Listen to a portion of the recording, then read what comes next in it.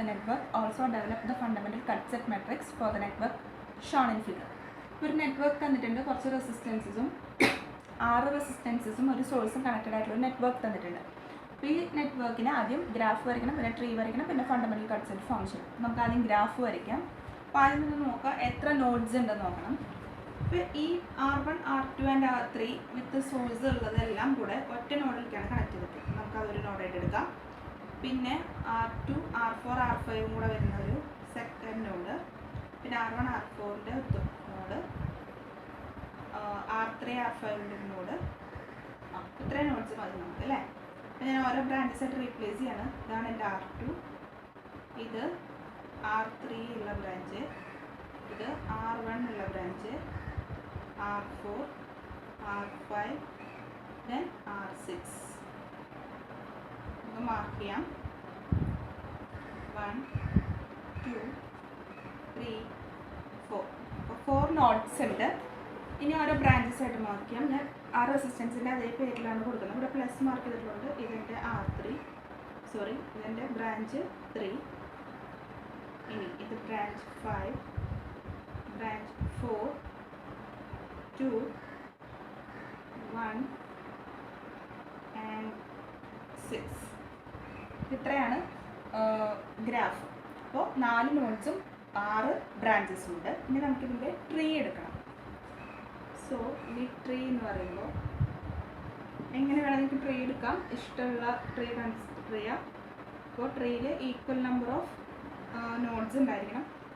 So ഞാൻ ഏറ്റവും എളുപ്പത്തിലുള്ള tree എടുക്കുകയാണ്.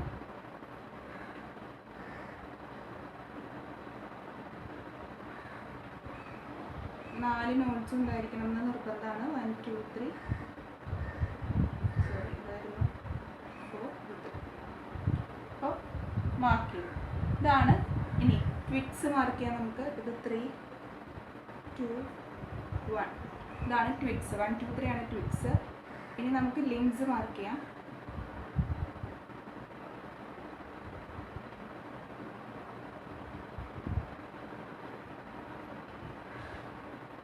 Four, 5 and 6. ഇപ്പോൾ ട്വിക്സും ലിങ്ക്സൊക്കെ മാർക്ക് ചെയ്തിട്ടുള്ള ട്രീ വരച്ചു. ഇനി നമുക്ക് നെക്സ്റ്റ് വേണ്ടത് കട്ട് സെറ്റ് മെട്രിക്സ് ഫോം ചെയ്യണം. അപ്പോൾ കട്ട് സെറ്റ് മെട്രിക്സ് എങ്ങനെ ഫോം ചെയ്യാൻ നോക്കാം അല്ലേ. അപ്പോൾ ഇതിൽ ഏതൊക്കെയാണ് കട്ട് സെറ്റ്സ് ആദ്യം ഫോം ചെയ്യണം. അപ്പോൾ കട്ട് സെറ്റ് മെട്രിക്സിൻ്റെ പ്രത്യേകത നമ്മൾ പറഞ്ഞു, അറ്റ് എ ടൈം ഒരു ട്വിക്ക് ഓരോ ഇതിലിപ്പോൾ 4 നോഡ്സ് ഉണ്ട്. അപ്പോൾ N4 ആയതുകൊണ്ട് തന്നെ N-1 എത്രയായിരിക്കും 3. അപ്പോൾ അത്രയും നമ്പർ ഓഫ് ട്വിക്സ് ഉണ്ട് അല്ലേ. 1, 2, 3 ആണ് നമ്മുടെ ട്വിക്സ്. അപ്പോൾ 3 ട്വിക്സ് ഉണ്ട്. അപ്പോൾ 3 ട്വിക്സ് ഉള്ളതുകൊണ്ട് തന്നെ 3 ഫണ്ടമെൻ്റൽ കട്ട് സെറ്റ്സ് ഉണ്ട്. അപ്പോൾ നമുക്ക് ആദ്യം ഫസ്റ്റ് ട്വിക്കിനുള്ള കട്ട് സെറ്റ് നോക്കാം. അപ്പോൾ ഓരോ ട്വിക്കിനും ഇൻഡിവിജ്വൽ കട്ട് സെറ്റ്സ് ഉണ്ടായിരിക്കും. അപ്പോൾ ഫസ്റ്റ് ട്വിക്കിൻ്റെ കട്ട് സെറ്റ് എന്ന് പറയുന്നത് ഫസ്റ്റ് ട്വിക്ക് കണക്ട് ചെയ്തിട്ട് ഫസ്റ്റ് ട്വിക്കും പിന്നെ ബാക്കി ഒരു സെറ്റ് ഓഫ് ലിങ്ക്സും കൂടെ കൺസിഡർ ചെയ്യുന്ന അല്ലെങ്കിൽ ഇൻക്ലൂഡ് ചെയ്യുന്ന തരത്തിൽ നമുക്ക് C1 വരയ്ക്കാം. ഇതാണ് എൻ്റെ ഒരു കട്ട് സെറ്റ്. ഇനി C1 കട്ട് സെറ്റ് മാർക്ക് ചെയ്യുമ്പോൾ ശ്രദ്ധിക്കേണ്ട കാര്യം, ഈ C1ൻ്റെ ഡയറക്ഷനും ഫസ്റ്റത്തെ ട്വിക്കിനാണ് നമ്മളിപ്പോൾ C1 വരച്ചിട്ടുള്ളത്. അപ്പോൾ ഫസ്റ്റ് ട്വിക്കിൻ്റെ ഡയറക്ഷനും C1ൻ്റെ ഡയറക്ഷനും സെയിം ആയിരിക്കും. അതെ, ഇങ്ങനെയാണ് ഈ ഫസ്റ്റ് ബ്രാഞ്ച് വരുന്നത് അല്ലേ. സോ ഈ കട്ട് സെറ്റിൻ്റെ ഡയറക്ഷൻ എന്ന് പറയുന്നത് ഇങ്ങനെയായിരിക്കും, അതായത് ഇങ്ങോട്ട് മാർക്ക് ചെയ്യും. ഇനി സെക്കൻഡ് ട്വിക്ക് എന്ന് പറയുന്നത് ഇതാണ്. ഈ സെക്കൻഡ് ട്വിക്കിനെ കറസ്പോണ്ടിങ് ഉള്ള കട്ട് സെറ്റ് മാർക്ക് ചെയ്യണം. ഇനി ഈ കട്ട് സെറ്റ് നമ്മൾ വരച്ച് കഴിയുമ്പോൾ കട്ട് സെറ്റ് എന്താ പറയുക, ഓൾ സർക്യൂട്ടിനത് ഒരു ഈക്വൽ പാർട്സ് ആയിട്ട് 2 ഈക്വൽ പാർട്സ് പോലെ ഡിവൈഡ് ചെയ്യും. ഇത് മൊത്തം നമ്മൾ പോർഷൻ കട്ട് ചെയ്ത് കളഞ്ഞു കഴിഞ്ഞാൽ നമുക്ക് ഏകദേശം ഈക്വൽ ആയിട്ട് കിട്ടുന്ന സർക്യൂട്ട് എൻറ്റയർലി ഈക്വൽ ആയിട്ട് കിട്ടണം. ഇനി സെക്കൻഡ് ട്വിക്കിന് കറസ്പോണ്ടിങ് കട്ട് സെറ്റ് മാർക്ക് ചെയ്യുമ്പോൾ ഇപ്പം നമ്മൾ ഇവിടെയാണ് കട്ട് സെറ്റ് എടുത്തത് ഫസ്റ്റ് ട്വിക്കിന്. എന്താ നമ്മൾ ഇവിടെ എടുക്കാൻ, കാരണം ഈ ട്വിക്ക് ഇപ്പോൾ 4th and 1st നോഡിലേക്ക് കണക്റ്റഡാണ്. പക്ഷെ നമ്മൾ ഫസ്റ്റ് നോഡിൻ്റെ അവിടെ കട്ട് ചെയ്യാൻ പറ്റില്ല. കാരണം എന്താണെന്ന് വെച്ച് കഴിഞ്ഞാൽ ഫസ്റ്റ് നോഡിലേക്ക് 3 ട്വിക്കും കണക്റ്റഡ് ആണ് അല്ലേ. അപ്പോൾ കട്ട് സെറ്റ് മെട്രിക്സിൽ അറ്റ് എ ടൈം ഒരു ട്വിക്കും ബാക്കി ഒരു സെറ്റ് ഓഫ് ലിങ്ക്സ് ഉണ്ടാവാം, പക്ഷെ ഒരു ട്വിക്ക് മാത്രമേ ഉണ്ടാവാൻ പാടുള്ളൂ. ഒന്നിൽ കൂടുതൽ ട്വിക്സ് ഒരു കട്ട് സെറ്റിൽ ഉണ്ടാവാൻ പാടില്ല. അപ്പോൾ അതുകൊണ്ടാണ് നമ്മളിവിടെ കട്ട് ചെയ്യാൻ ഇനി സെക്കൻഡ് ട്വിഗിൻ്റെ കേസിലും സെയിം കണ്ടീഷൻ തന്നെ. ഇവിടെ കട്ട് ചെയ്യാൻ പറ്റില്ല. പിന്നെ സെക്കൻഡ് ബ്രാഞ്ച് കണക്റ്റഡ് അല്ലെങ്കിൽ സെക്കൻഡ് ട്വിഗ് കണക്ട് ചെയ്തിട്ടുള്ള തേർഡ് നോഡിലേക്കാണ്. അപ്പോൾ തേർഡ് നോഡിൽ വേണം നമുക്ക് കട്ട് ചെയ്യാൻ. ഇതാണ് നമ്മുടെ ട്വിഗ്. ആ ട്വിഗും പിന്നെ കൂടെ 2 ലിങ്ക്സും കൂടെ വരുന്ന തരത്തിൽ ഞാൻ C2 മാർക്ക് ചെയ്തു.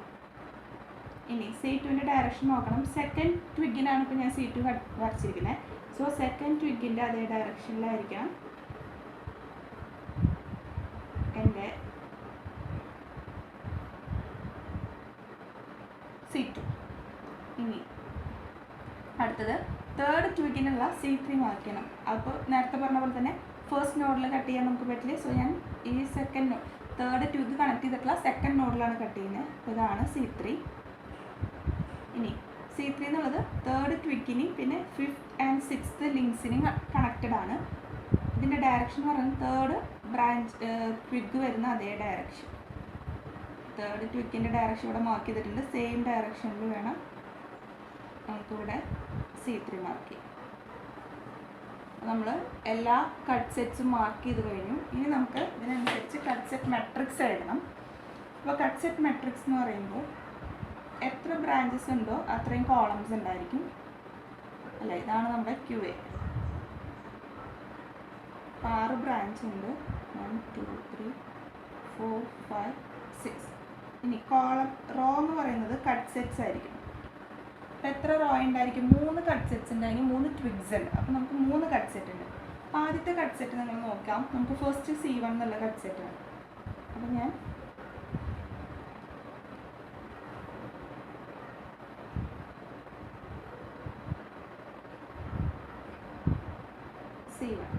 C1ൽ കണക്റ്റഡ് ആയിട്ടുള്ളത് ആയിരിക്കാം 1 എന്നുള്ള ട്വിഗും പിന്നെ 1 and 4 and 6. അപ്പോൾ 1 4 6 എന്നുള്ളതാണ് ഇതിൽ കണക്റ്റഡ് ആയിട്ടുള്ള അല്ലേ. 1 4 6 ആണ് ഇതിൽ കണക്റ്റഡ് ആയിട്ടുള്ള ബ്രാഞ്ചുകൾ. ഇനി C2 എന്ന് പറഞ്ഞാൽ സെക്കൻഡ് കട്ട് സെറ്റിൽ കണക്റ്റഡ് ആയിട്ടുള്ളത് ട്വിഗ് 2 പിന്നെ 4 and 5 എന്നുള്ള ബ്രാഞ്ചസ് 4 and 5 എന്നുള്ള ലിങ്ക്സ് ആണ്. നമുക്ക് 2 4 and 5. ഇനി C3യിൽ കണക്റ്റഡ് ആയിട്ടുള്ളത് ആയിരിക്കും നോക്കാം. തേർഡ് ട്വിഗും പിന്നെ 5th and 6th. അപ്പോൾ 3 5 6 ഇതൊക്കെയാണ് ഈ 3 ബ്രാഞ്ചസ് ആണ് C3 എന്ന് പറഞ്ഞ കട്ട് സെറ്റിൽ കണക്റ്റഡ് ആയിട്ടുള്ള ബ്രാഞ്ചുകൾ. ഇനി നമുക്കപ്പോൾ ഇനി വാല്യൂസ് നോക്കിയിട്ട് അതായത് എങ്ങനെയൊക്കെയാണ് അത് കോൺസൈഡ് ചെയ്യുന്നത് ഡയറക്ഷൻ നോക്കിയിട്ട് വേണം +1 ആണോ -1 ആണോ 0 ആണോ ഇതിൽ മാർക്ക് ചെയ്യാനായിട്ട് മെട്രിക്സിനകത്ത്.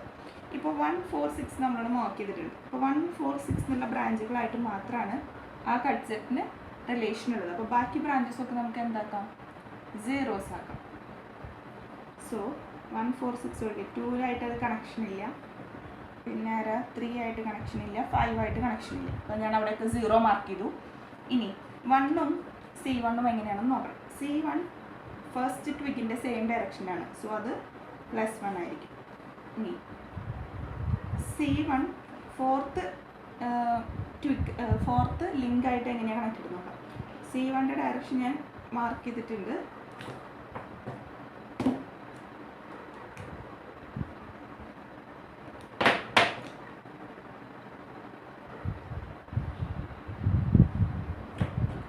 സോ ഫോർത്തിൻ്റെ അതേ ഡയറക്ഷനിലാണ് അല്ലേ. ഫോർത്ത് ബ്രാഞ്ചിൻ്റെ അതേ ഡയറക്ഷനാണ് C1. സോ അത് +1.